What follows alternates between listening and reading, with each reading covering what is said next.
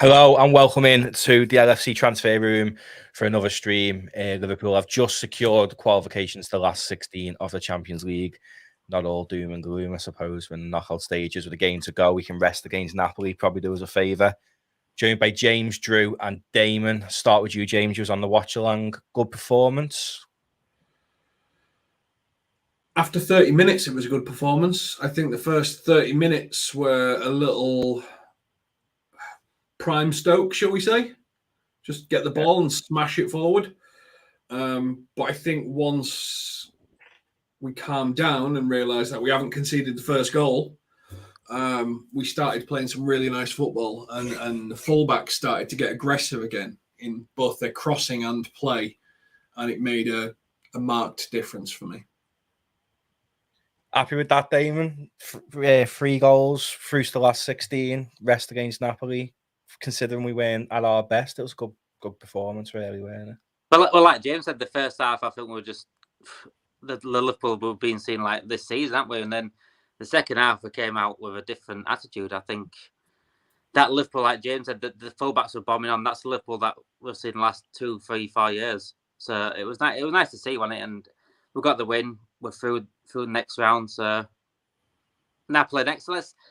I know it's not impossible to win the group, but it'd be a tough ask. But it'd be nice to get some goals past them and get top of the group. But it's not going to happen, is it?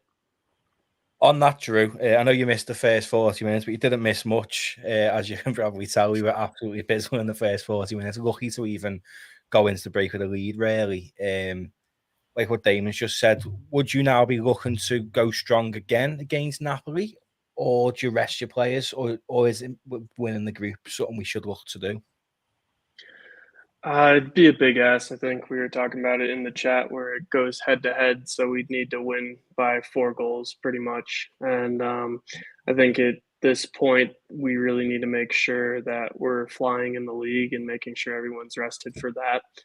I think this game now becomes one where you give some fringe players and some younger players a chance, also players who have come back from injury, a chance to step up and get some minutes in their legs. So I think that's how we should be approaching it. But who knows, maybe Klopp sees this as a chance to getting first place finish in the group and advantage at home. But I don't see that being the case.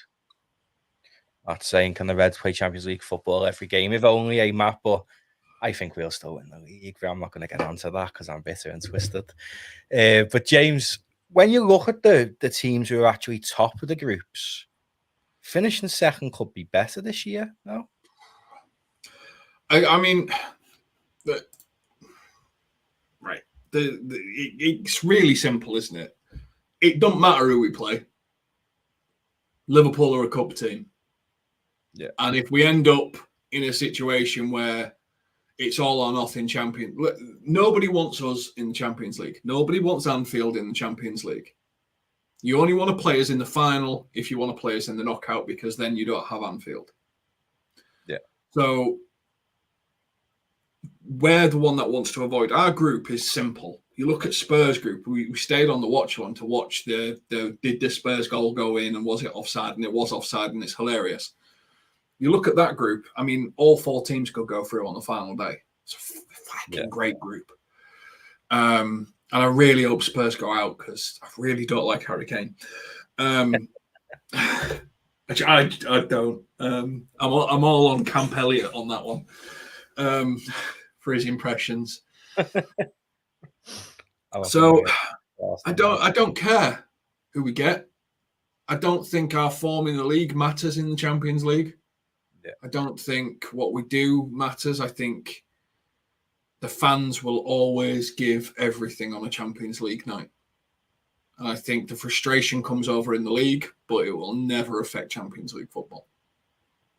Just going through the teams at the minute, Damon, who we could get over top in the group. There's Bruges, who have looked really, really strong, to be fair. Simon Mignolet, apart from today, can see them 4 has been unbelievable for them. Bayern Munich, who themselves haven't been fantastic this season. Out of Spurs' group, who knows? Then there's Chelsea, top of Group E, so we couldn't get them. Real Madrid, City top of Group G, so we couldn't get them, or PSG. There's a few tough ones in there, but there's a few, like James said, any of them over 2 legs, we beat them, don't we? Yeah, I think it's happened before, though, hasn't it? Where we've come second and we've got an easy. Did it happen like a few years ago? Got an easy route. The year we won it, isn't it? With Napoli, I think so. Yeah. Did we get part of the next round or something like that? Yeah. So it's happened before. So, and to be best in Europe, you got to beat the best, haven't you? No matter who you're against. So, I'd rather play PSG or Real Madrid now, to be honest, and bring them to Anfield. If that's the case, because we saw last year, what it's like against Real Madrid in the final. They're just as experienced as we are. So it's going into a final against a team like that. It's more of a drive from blank range rather than when we played against Tottenham in the final. They didn't had a clue what a final looked like, especially a Champions League final. So I'd rather get them out of the way now and then maybe an easier route to the final. But like I said, you got to beat the best to be the best in this competition. And Liverpool have been the best 6 times. We can be the best 7 times if we really push this season. With the league looking like pretty much gone, it could be all eggs in one basket again, to be honest. True. The one that stands out to me massively, Damon said he wouldn't mind facing them now, is Real Madrid. I've said all season, if Liverpool don't win the Champions League, I think it will be Real Madrid. Out of them teams I've just mentioned, does any worry you? Because for me personally, I want PSG. Now, I want PSG because I want to absolutely destroy them and knock them out the Champions League, so all them helmets who will bounce around Paris in the final in May can cry. That would be ideal, wouldn't it? That's actually the one team I'm a little nervous of coming up at this point. Well, actually, that being said, we don't have knockout games until after the World Cup, right? Yeah. So I think that could be an interesting point in our season to see how we adjust and coming back from that. I know we have a lot of players who aren't, but I'd almost say like now I wouldn't want to play PSG if we were playing them in the next week or two, because I think our team hasn't settled quite that well. And if they get, a head full of steam, they do have the players that could cause our defense a hell of a lot of trouble. But that being said, with that break time, getting the likes of potentially Konate back in the team, having a chance to see who we bring in, if we bring in anyone at all, but just have that more time to settle. I think we normally do have a productive second half. PSG doesn't worry me as much, I think, later on. I think we have the experience in the squad to dismantle them. But as much as I want to take big scalps along the way, I'm also of the opinion of just give us the easiest draw possible, get us into the final, and then see what we got from there. Drew makes a good point there, James. With it being the World Cup, we will not play the knockout games till after Christmas. Talking January, Jude Bellingham could be in a Liverpool shirt by then. Mbappe fighting against PSG. It could be a different Liverpool side, couldn't it? By the time we next line up in the Champions League in the knockouts, it does look like we probably will make signings in January. Who they are, whether it's a loan move for some snide midfielder again, who knows? But we're going to be a different side after the World Cup, aren't we? It'll be a different side because it's an 8 o'clock kickoff in a Champions League knockout match. Yeah, that's why we'll be a different side, because they'll get pumped up getting into the stadium. The fans will welcome them in. We will force this team through the Champions League, as we always do as fans, instead of in the league where we're hating and silent and creating these awkward atmospheres and stuff like that. Yes, I think we'll bring in players. Yes, I think it will improve us. Yes, I think it will improve the mentality. And I think some of our underperforming players will have their confidence back by then. But this is still the same team that nearly did what no other team in history has been able to do and got the closest to it. I think we maxed out all our engines to do it post-World Cup. I think that everyone should be back to health again. Maybe even Naby Keita might be available. You just don't know, do you? Having people like Keita back, Damon, could that help us? Or is he done? You even knew that before you answered the question. Well, until he sneezes anyway, he'll be back for a little bit. I mean, him and Ox again out today in the news. Oh, the Ox has 3 more injuries until we play the Champions League again. At this point, I think it's just a broken nail. Honestly, I don't. I know we haven't got a doctor, but is there a doctor in this country for them too? You know, there must be some sort of doctor that can help these two because we can't at this club. I don't see the point in having them. Do you think they'll be going in January? Do you think any of them are going, especially Keita? I know it's not. I know he's going for free. He probably signed a pre-contract, won't he, in January? So I can't. Liverpool will try the best to maybe try offload them just to get some money in. Otherwise, we ain't signing anyone. We don't get money in. You know what we're like.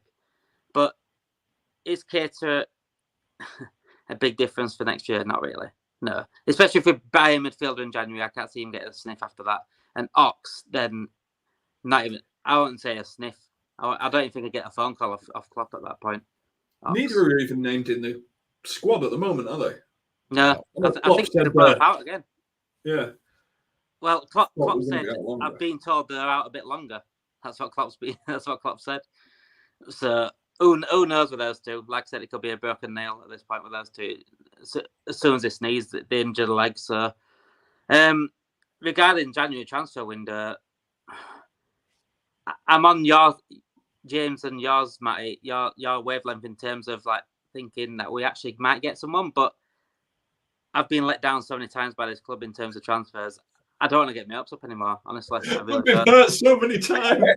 Well, was saying that he thinks I believe in Santa because of it, but for me, surely Klopp, FSG, whoever's the one who's not pulled the plug on, say, Matheus Nunes last summer, surely one of them can't look at this side and go, do you know what?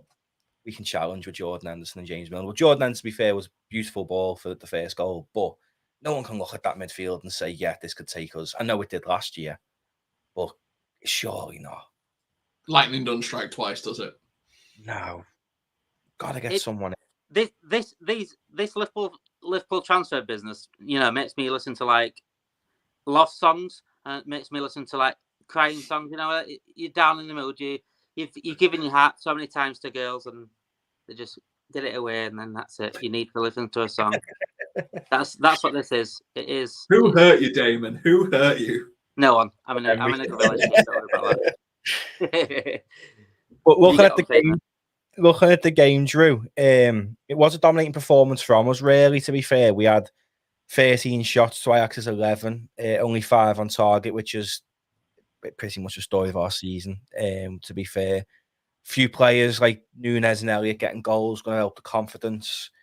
There's plenty of positives to take out of the fixture, really, isn't there? Yeah, 100%. I think I heard too one of the commentators saying while I was watching that we've won 4 out of our last 5.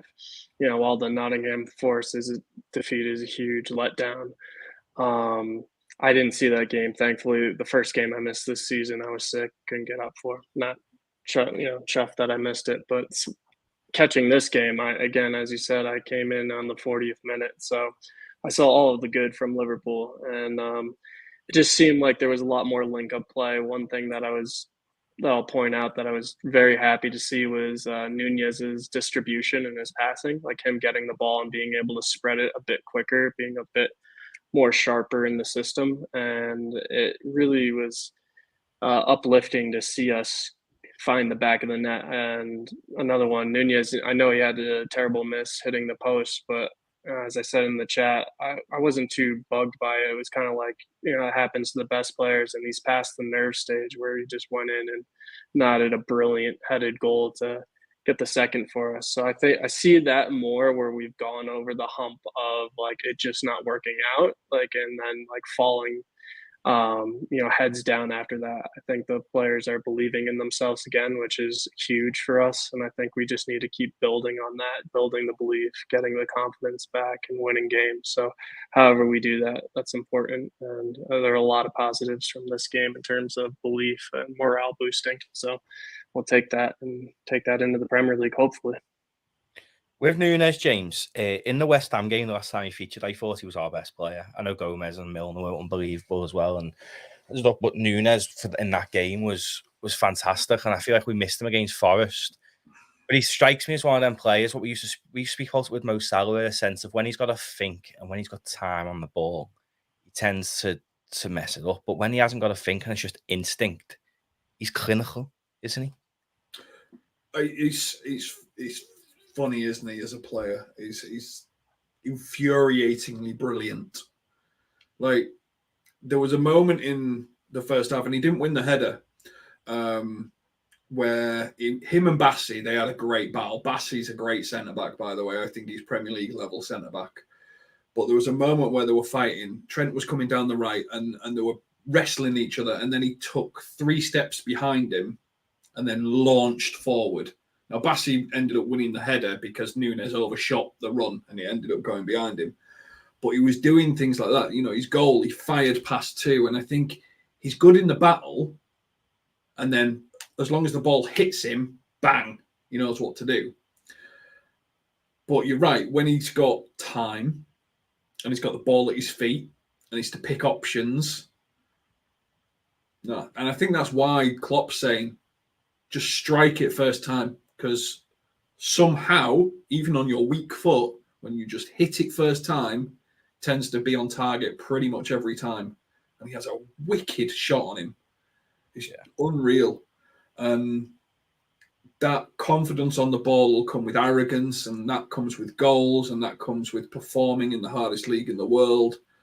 But, you know, for this flop that he is, who now has more goals than Gabriel Jesus and Raheem Sterling, who are successful signings, playing half the minutes and scoring more goals, it really is just such a shame we've got such a flop of a striker, isn't it? On striker, Damon, obviously at the minute we're massively short on the left wing. Losing Jota and Diaz is massive for us. But Nunes, and I mean, I thought we lined up more like a 4-3-3. It did look sometimes like a 4-1-2-1-2 at times. Can Nunes fill that void in the last few games he got before the World Cup on the left? Because he's got the pace, and he did look decent out there, didn't he? I think whatever formation he played tonight sort of suited him, because I think he played Bobby behind Salah and Nunes, and it's sort of like Bobby came into the middle and then Salah and Nunes sort of split out wide every now and then, and that sort of worked. I think that worked because he can play, like he played on the left for Benfica, didn't he? He played on the left and up front for Benfica, and that's the channel he went to, and Salah will naturally go to the right channel anyway. So that formation in a way sort of works at the moment without Diaz and Jota. Whether when they come back, I can't see them keeping that formation. I think they'll go back to the 4-2-3-1 formation, but it's quite similar in terms of having a number 10 anyway. So we're not coming completely different from 4-3-3 to that.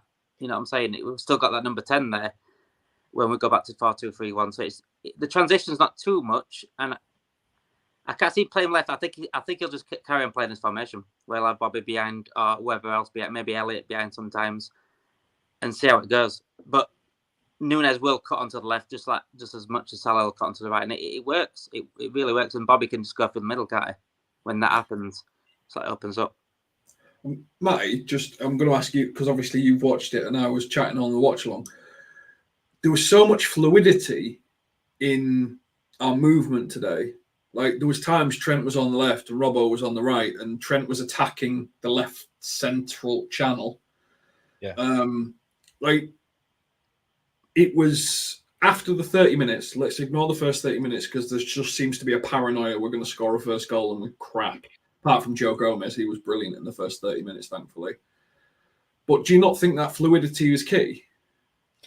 Yeah, it was like the old Liverpool, really, because when you watch Liverpool over the years, Trent had got, like, you'd see it more on corners than anything else, but Trent would be on the left and Robbo would go on the right, and they'd swap when they got a minute, or they weren't bothered what side they were going down, and the quick 1-2 passes and stuff. That's what we've grown to love with Liverpool, and I feel like that's what we've missed this season in every game. And it was good to see it back in some aspects today, to be fair, but it's just knowing Liverpool will go and get beat by Leeds on the weekend after doing that.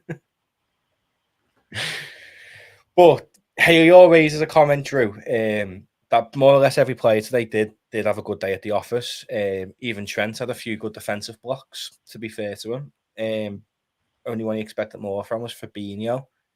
I was defending Fabinho at the start of this season because I felt like he was having to do too much in the midfield. with the injuries, but he was poor again today, wasn't he? I actually, since I missed the first 40 minutes, I probably missed the worst of Fabinho. That being said, I think going on yours and James' point of the fluidity of the team, I think that's most important is getting that going because I think that just builds confidence within the players. And I think we've expected so much of Fabinho. He's just been, he's the lighthouse in our midfield. He's been so brilliant for us ever since he came into the club. The fact that he's been, poor for as many games as he has is kind of a shock, and it stands out when we normally just assume he's going to be brilliant every game. But I think that again comes to the whole team not clicking in previous games. Like none of the team was having a brilliant start to the season, bar Allison. So I think the more the team starts to play together, the more that fluidity and rhythm, as you guys were saying, builds. That gives him the chance to naturally step up again and not have to carry the burden of the defensive side of the midfield. So hopefully that happens and he gets, a little of the pressure off his shoulders and gradually gets back to his best. But we all know he hasn't been at his best, although I can't speak about personally on this game. I do hope that he gets back to his best as soon as possible because we all know what a crucial component to the team he plays for us. Does this form worry you, James? I don't think our new system suits him. I think he is a centre-back defensive midfielder. Like he breaks up play, he stops counter-attacks, he plays that sort of role. So where we used to play with a 4-3-3, you'd end up with almost 3 centre-backs because Fabinho would be in front and he'd stop it before it got to the 2 centre-backs. Now we're playing with 2 6s, as Klopp refers to it, which is 2 playmaking central midfielders, ball playing central. And he's not a ball player. He's not a playmaker. He's not someone that sort of moves the ball around and stuff like that. So really what I think this system does is it maximizes probably one of his weaker areas, which is being a playmaker, which is one of the reasons why we used to rely so much on Matty to drive forward, take the space, be the playmaker, because Fab could cover the hole and Fab can't do that. He's good at the occasional lobbed ball over the top to the striker, but he's not a playmaker, and that's what Matip was providing. Without Matip, with Joe Gomez, who's more a centre-back, it really does expose, and this is where Nottingham Forest problem came, the slowness in that play when you've got someone that's not a natural playmaker. This is where I talk to someone like Declan Rice, who drives at the defence, brings the defenders to you and creates space. Fab doesn't help us create space in that situation. So I think it's a system error. I don't think it's a player error. I don't think he's been great when we were 4-3-3, to be fair, but I think he is maximising his strengths in a position that really doesn't play to them. Well, you, Damon, if we're going to stick to this formation, which does seem to be working for us this year, because we were really poor before we've had a change of formation, would you think that spells the end for Fab, or is it just about him learning a new position? Yeah, I think it's the beginning of the end, don't you? I think it's just the age of him. I don't think he's at the right age where he's going to learn now how to be a playmaker from that position. I think he's going to be slowly eased out, maybe being like a backup. It's sad to see it because he was literally the best centre defensive midfielder in the world in his prime, and he's slowly losing his ability to run, a bit like Henderson and Milner in a way. He's getting that age now, and he needs to be sort of eased out of the team, and we'll see what midfielders will bring in next year, because that will tell you a lot what system we're playing. Do you not think the wanting Tchouaméni was sort of the goodbye to Fab? Ideal. That'd have been an ideal signing. That really would have been, because I think he'd have played the majority of the first team games this season over Fab.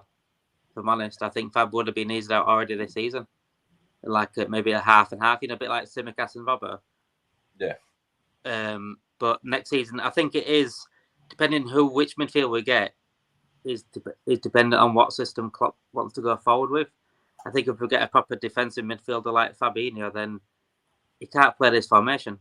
He needs to get someone like Bellingham, like Tchouaméni, like these players, Enzo Fernandez. like Declan Rice would be ideal. Honestly, And- Declan Rice, like James said, would be absolutely ideal because he's a player that can play number 8 and still do the defensive work. He can drive at the defence and the attack the opposition team, but still be that solid player that Fabinho was. He just got a bit extra than Fabinho. So yeah, The thing with Declan Rice though is that if he has a good World Cup, which we all hope he doesn't, and price is going to go massive, the price is going to be stupid. and we ain't got anyone to sell that price to get that money back. True.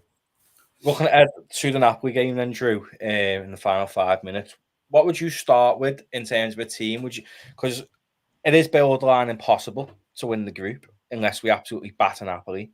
So would you see the likes of Calvin Ramsey, who I think I wouldn't have been against him coming on today, seeing him play for the under-23s this weekend, and he looks very, very, very exciting. Would you like to see players like him start, Bajcetic start, maybe throw Ben Doak on the bench? He needs his own stream, and no for to talk about him. He's unbelievable. But would you play some more of the kids and give them a Champions League night at Anfield? I would play a few. I wouldn't throw in anyone like Ramsey in for their first game. We have the League Cup game shortly after. I think that might be a chance where you see Ramsey starting. I definitely get him minutes, off the bench if possible. But I think it's more of a chance to get, Bajcetic into the side from the start, and then maybe players coming back from injury to get minutes in the legs, like Kanate, depending where he's at, see like maybe Oxlade-Chamberlain starting just to see if he has anything to bring to the squad or the team for that matter for the rest of the season. His chances will be far and few between, but this might be one of them. And then, just we'll see where it is, but I think a mixed job. I don't think you put in all youngsters or too many youngsters. But that being said, I don't think you put in too many starters. I think you get the bench players in, the Simicasses, maybe even throw Nat Phillips a start for that match kind of thing. But I think a mix like that is what we'll see against Napoli. Do you think, James, would you like to see a back four of maybe Ramsey, Kanate, Mata, Simicas? No? How many options? So we've got a team that is struggling for form, struggling for consistency, and needs to not only give fear to the rest of the world, but give belief to themselves that they can do damage. I would go with an aggressive team. I would say act like this is the knockout and you're 4-0 down and you've got to rip them apart to stay in this. What we do play It's the last game before the World, like second to last game before the end of the World Cup, isn't it? More or less, yeah. But we played Tottenham after Napoli, so wouldn't you rather rest all our starters? No. I would rather them send a message to themselves and send a message to the rest of world football that, yeah, we're winning this Champions League. Stop talking about City because it's done. And I agree Tottenham's important and stuff like that, but I think at this moment in time, the team needs to prove to itself that it's the best and believe it. I think it needs goals and aggression. I think Nunes needs more confidence. I think Salah needs more confidence. I think Trent and Robbo need more confidence. And I think they can. Napoli will drop 5% probably because they won't think we'll go for it. And I think you could really set down a message for yourself. And I think it would put doubt in everyone's mind, especially Napoli's. So, yeah, I'd be all out, aggressive as I can.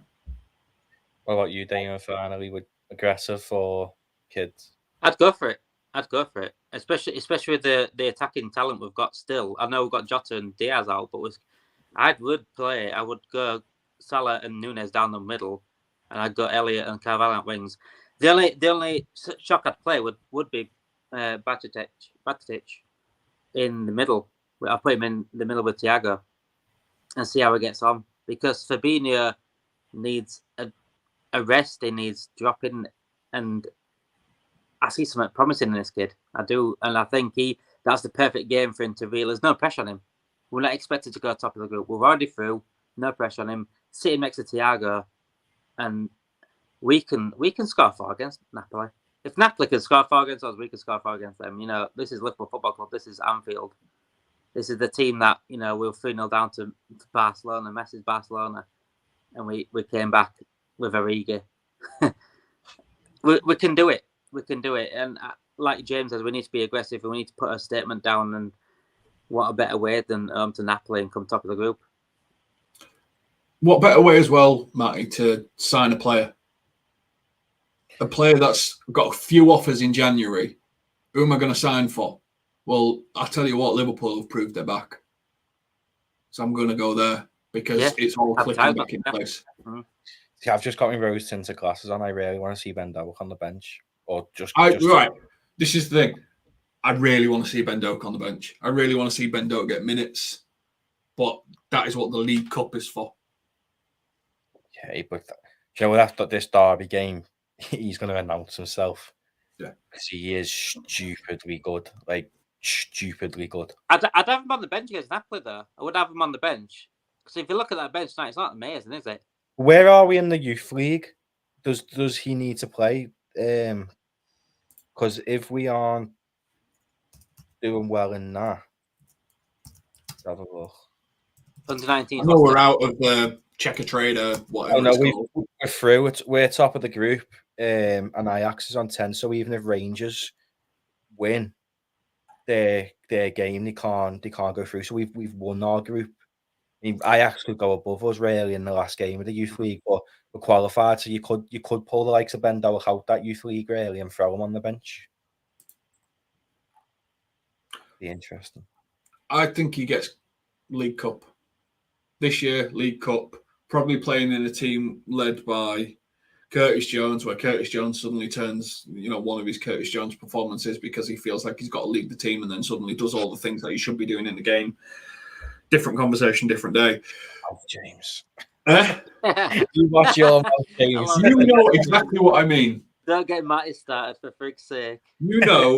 When Curtis Jones believes he has to run a game, he runs the game perfectly. And when he feels like he's got to be a team player, that's when he's at his worst. Yeah. But yeah, that's where Ben Doak comes in. But Napoli, smash him. We'll leave it there. Hopefully we're right. I wouldn't mind seeing us beat them. They look very, very good. But nice one to everyone for tuning in for another stream. We are back tomorrow. Stream same time every day, 7:30. We do watch-alongs, previews, and match reactions as well. I've been Matty, being joined by James, Damon, and Drew. A nice one for them for coming on. A nice one for everyone for watching. And we'll see you on the next one.